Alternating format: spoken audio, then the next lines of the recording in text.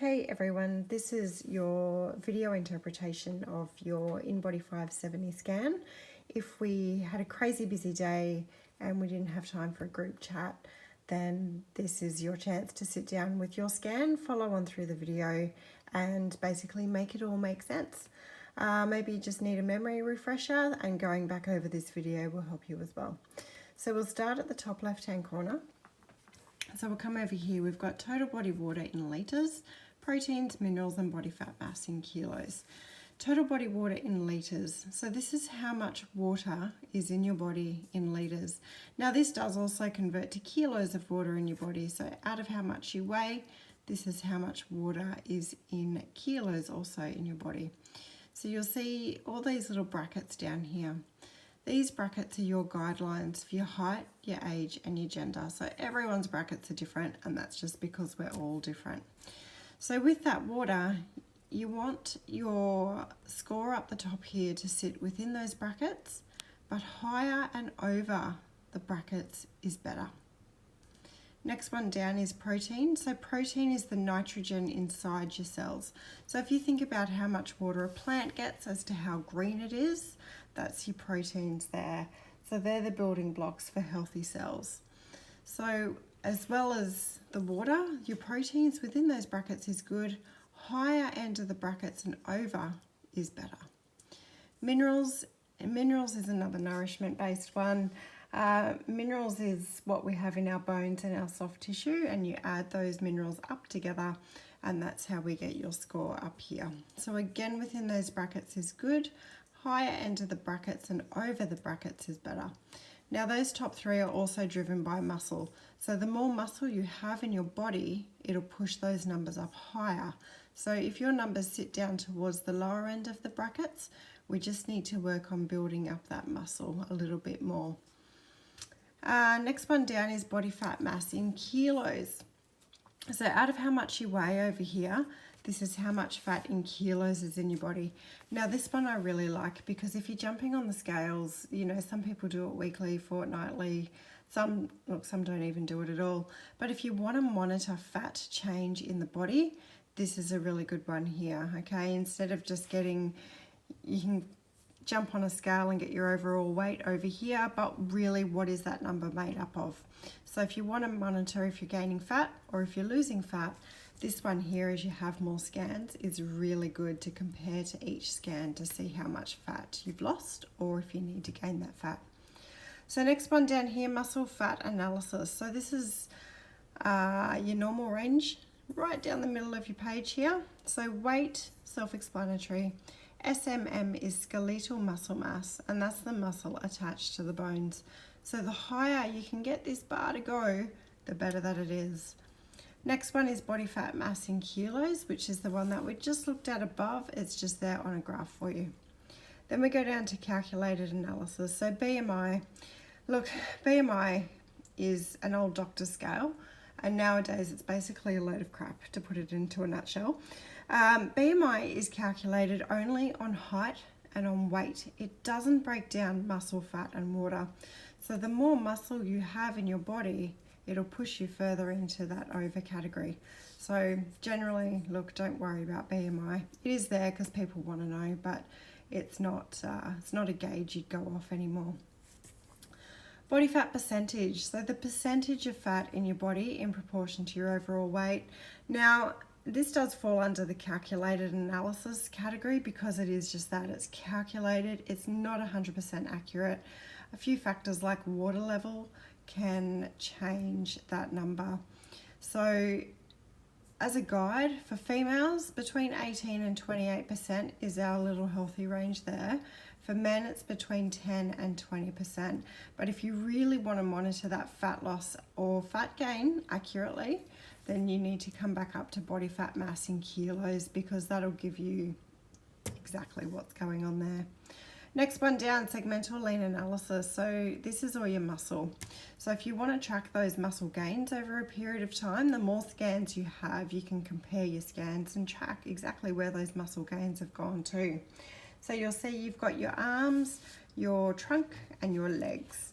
Now the top line is in kilos. So you can see on this one, there's 2.49 kilos of muscle in that right arm. And then the bottom line gives it to you in like an ideal percentage. So this is your soft lean mass based on your current weight. Now, if you have a look up here where the normal range is, there's a little number 100 that runs straight down the center line there. As a minimum, everyone needs to get their muscle up to that 100 mark just to have good minimal muscle portion in your body. And then the more you can push past that 100 mark, the better that it is. Now, percentage wise, if you check out your left arm to your right arm, your left leg to your right leg, 2 to 3% difference is perfectly normal. Okay, if you've got a gap of about 6% or greater, it could be a work dominance thing. I've had a few cleaners that come in and, you know, predominantly clean with their right arm. Therefore, it throws that percentage out a little bit. Tennis players is another good example. Just being left or right-handed is generally not enough to throw you out 6% or greater. So if you're only 2 or 3% difference in those bottom lines there, then that's perfectly fine. Body water analysis, so how balanced the water sits in your body. Anywhere in this normal range is where you want your bar to fall. Under can indicate hormonal issues, and over is when there's an injury, something is swollen in the body and water rushes to one spot causing swelling, and it will just throw that water balance out of whack. So down the bottom here is your history. The more scans you have, you can track them all based on those 4 things down the side. So that's really good just to see as each one gets printed out, you can compare to the last ones and see how you're doing. Top right hand corner, so Inbody does have an app that's out now that you can download for free, and you can also track your scans on the app. So if you're ever with a trainer and you need to pull up your scan, this is a really good way for you to quickly track and show your trainer your last scan. So Inbody gives you a score out of 100. With this one, 70 plus is ideal. Now, a lot of people like a little bit of competition and compare their scores. This is probably the only real way you can do a comparison because we're all so different with our height, our age and gender. So the Inbody score is a little bit of a competitive one there. So aiming for 70 plus with that one.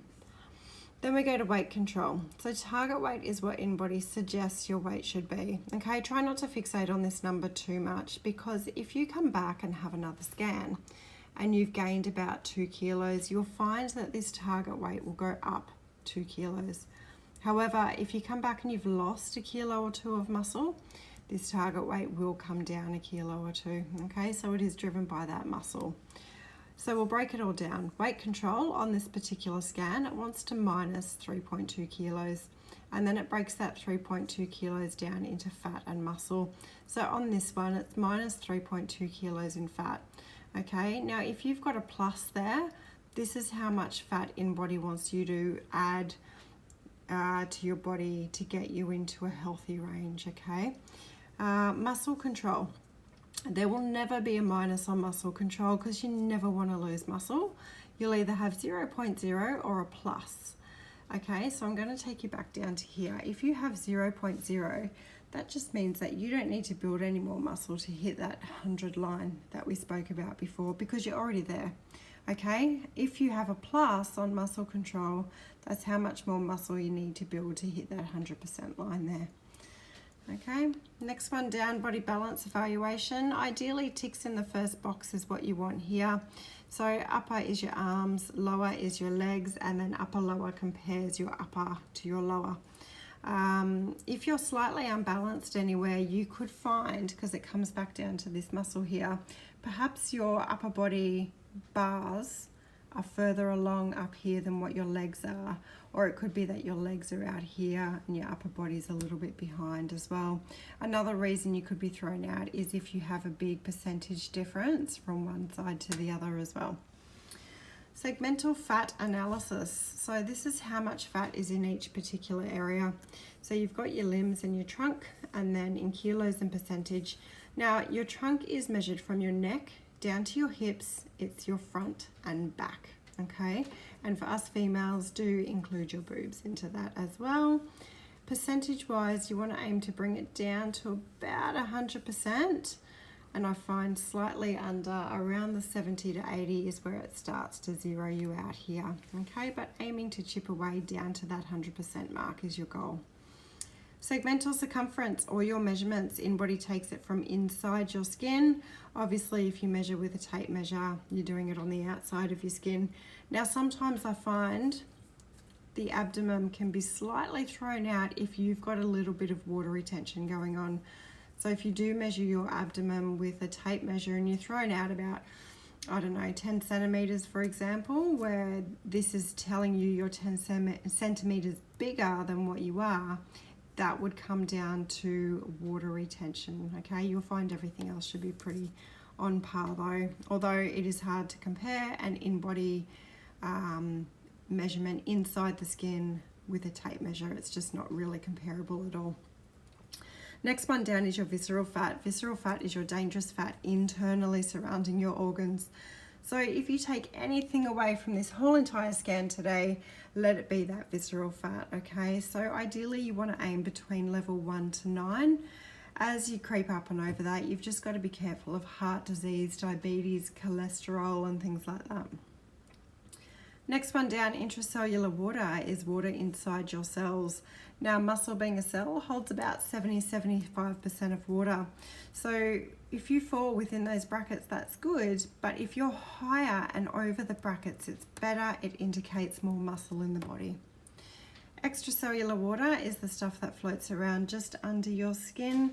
So with that one, we want to fall within those brackets. Too high up and over can indicate a little bit of water retention. Perhaps it's a bit too much salt in the diet. This has also been known, I think it's creatine. If you have creatine and your number falls higher, it can be that creatine because it gives you a little bit of that bloating, that water retention in your body. Basal metabolic rate is how many calories your body burns a day at rest. So if you lay in bed for the day and do absolutely nothing, this is how many calories as a minimum your body needs to fuel itself to function for cell growth and repair. Okay, now the more muscle you have in your body, it's going to drive that number up higher. All right.